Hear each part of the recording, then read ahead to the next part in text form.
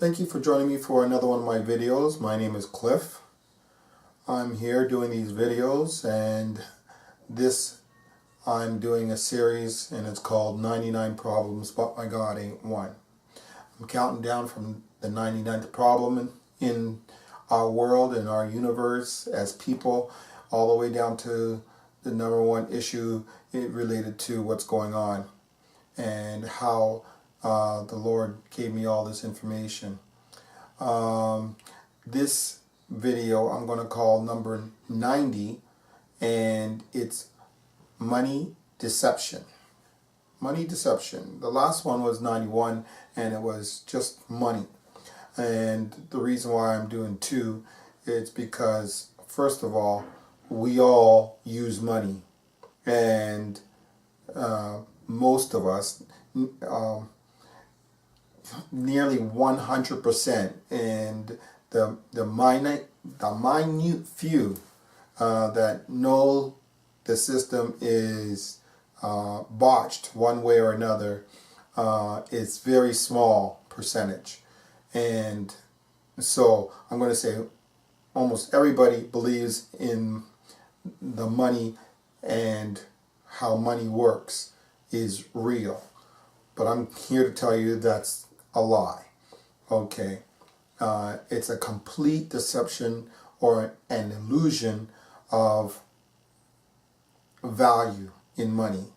Money doesn't have any value, and that's been gone for nearly 100 years now. Money currently is not backed by anything. It has no weighted backing behind it like it did before 1971 was the official date that Nixon said that the gold standard will no longer be used for currency. That was the official date, but realistically, the money was devalued back in 1933 when they started to use paper currency. And this was done by like a magic, a magician's trick. A slip of one hand and another hand. They say they'll take your gold and use your silver, and they'll give you a certain value of money for a certain weight in gold or silver, and we'll give you these checks, IOUs, meaning dollar bills, so you can get back your gold at any time you really want it to. But that has gone way astray a long time ago. Even right now, as far as the stock market is concerned, there's a pretentious value of gold. Gold is way undervalued, for one, and the same thing with silver, because money is not real. If somebody can basically print money as much as they want, and they can make as much as they want, and they can go into the bank and say, or they're supposed to be able to say, here's my money, give me the gold for this money, and there's no gold available because they can do it as much as they want it. Okay, I'm going to use a couple examples, and I'm going to try and explain this to you. But this truth about money, you'll never ever hear about the truth about it, okay? Because it's too confusing for the average person. The average person cannot concept what I'm actually saying. Like, back in 1933, after the Great Depression, the country went into brokership, and so the president at the time said that we are going to use the people's gold as currency, and everybody had to turn in their gold, and they got these sort of receipts for the gold, which was paper money. But right after that, that paper money didn't have any value. Okay, this is what I'm trying to tell you. I'm going to use an example here. I'm going to show you the value of this monetary system. I'm going to use the stock market as an example. And I want you to understand, I've explained this to you before, that the elite, basically, the world elite that have this illusion of all this money in their banks, own basically everything with basically truly nothing. But they'll never ever tell us this information that they don't own anything, because they want you to believe it. As long as you believe it, it's real, because you play off of it. Okay, let's go back to my example.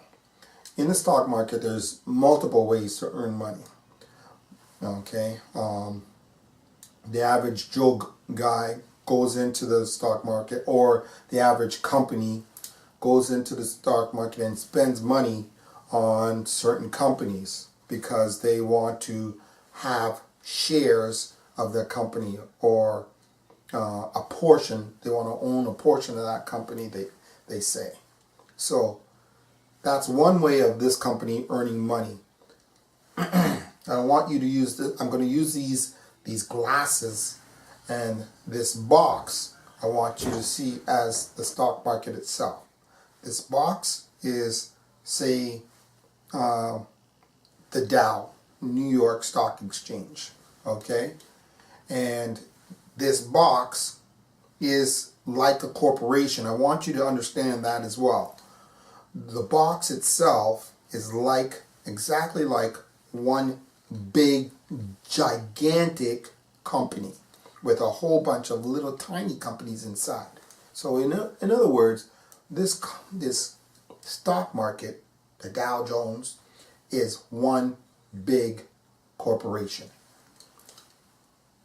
And the world elite, the elite of the elite, own the major portion of that corporation, the Dow Jones. Okay. That being said, now I'm going to use these glasses here, you see on the side, and one glass is going to represent a company. You can call it whatever you want, and this next glass represents another company. If you see this change I'm going to put inside here, you're going to notice that one company may earn a lot more than the next company. This company over here has a few dollars or a bit of money in it.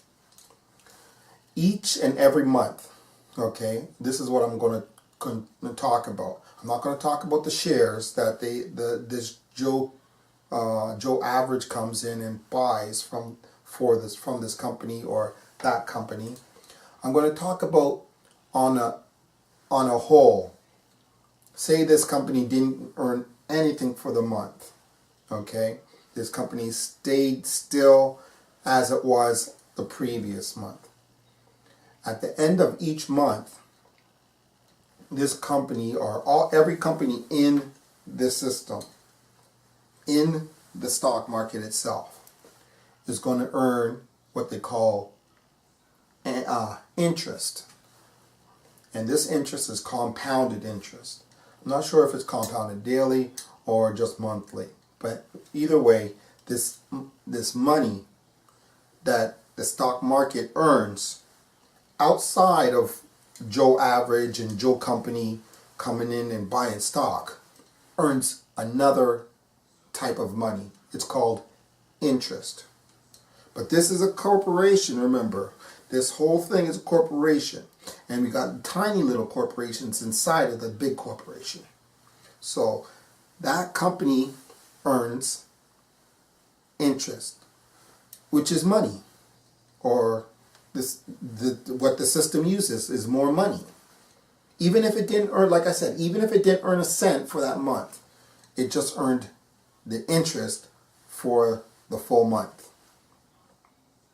So where does that money, or where does that interest come from? Are you understanding what I'm asking you? Where does that interest for this money that every single company inside the stock market has to get, even if they didn't earn a cent,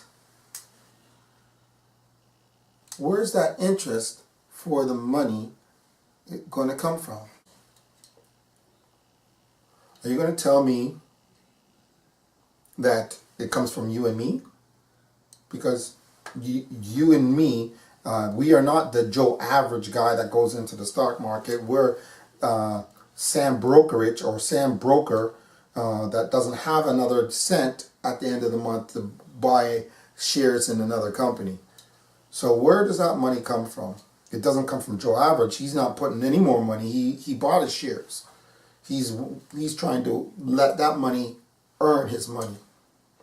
So the interest is what Joe Average or Joe Company is depending on for the company that he just bought shares in. So what I'm trying to say is, this is the thing I was talking about in the last video. Money made out of thin air.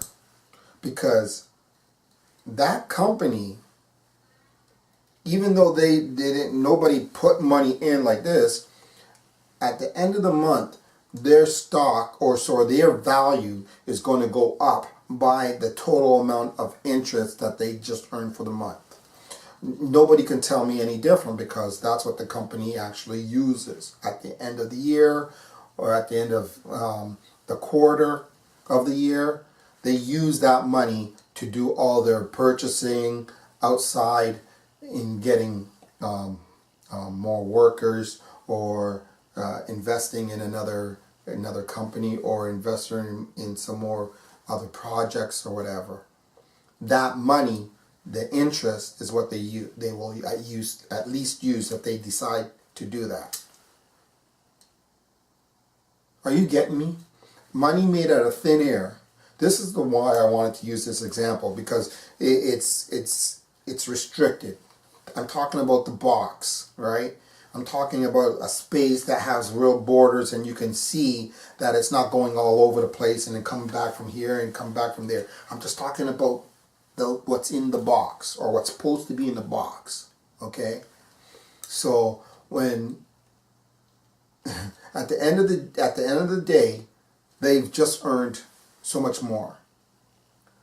I want you to understand, I've explained a bit of this in the first series of videos, the ones about ownership and confusion, the straw man, everything is ownership of everything, and everything is a secret, and how everything ties this to our emotions. Because at the end of the day, the illusion of this money system is going to burst. This is what the Lord has taught me. Why do you think they killed Khadaffi? Okay? Why do you think Khadaffi was killed? It's because of this system. Watch this clip, and I hope you can understand.